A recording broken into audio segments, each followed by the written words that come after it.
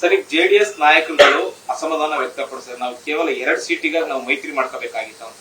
ಅಂದ್ರೆ ಏನಾದ್ರು ಜೆಡಿಎಸ್ ನಾನು ಇಷ್ಟೇ ನಿಮ್ಗೆ ಹೇಳಕ್ ಇಚ್ಛೆ ಪಡುವಂತದ್ದು, ಜೆಡಿಎಸ್ನವ್ರ ಮುಖಂಡರುಗಳು ಇನ್ಕ್ಲೂಡಿಂಗ್ ದೇವೇಗೌಡರು, ಕುಮಾರಸ್ವಾಮಿ ಎಲ್ಲರೂ ಸಹ ನಮ್ಮ ಜೊತೆಗೆ ಇರ್ತಾರೆ. ಅಂತಿಮವಾಗಿ ಏನ್ ತೀರ್ಮಾನ ನಮ್ಮ ಹೈಕಮಾಂಡ್ ತಗೊಳುತ್ತೆ ಅದನ್ನ ಅವ್ರ ಮನವರಿಕೆ ಆದ್ಮೇಲೆ ಎಲ್ಲ ಸರಿ ಹೋಗುತ್ತೆ ಅಂತ ನಾನು ಭಾವಿಸ್ತೇನೆ. ಸರ್, ಕೆಲವು ಲಿಸ್ಟ್ಗಳನ್ನ ಬಿಜೆಪಿ ಮೊದಲ ಹಂತದಲ್ಲಿ ಘೋಷಣೆ ಮಾಡೋ ಸಂದರ್ಭದಲ್ಲಿ ರಾಜ್ಯ ನಾಯಕರುಗಳು ಕುಮಾರಸ್ವಾಮಿ ಅಂದ್ರೆ ಮೈತ್ರಿ ಪಾರ್ಟಿ ಚರ್ಚೆ ಮಾಡಿಲ್ಲ. ಆಯ್ತಲ್ಲಪ್ಪ, ಅದೆಲ್ಲ ವಿಷಯಗಳು ನಮ್ಮ ಪಕ್ಷದಲ್ಲಿ ನಾವು ಚರ್ಚೆ ಮಾಡಿದ್ದೇವೆ.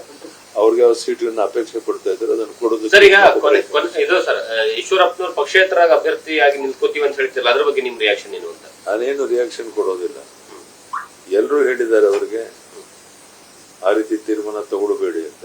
ಇದ್ರ ಮೇಲೆ ಅಂತಿಮವಾಗಿ ಏನ್ ಮಾಡ್ತಾರೆ ನೀವೇನಾದ್ರೂ ಎಲ್ಲರೂ ಎಲ್ಲ ರೀತಿಯ ಮಾತನಾಡಿದ್ದಾರೆ.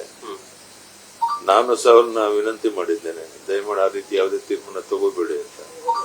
ಎಲ್ಲವೂ ಸರಿ ಹೋಗುತ್ತೆ ಅಂತ ತಿಳ್ಕೊಂಡು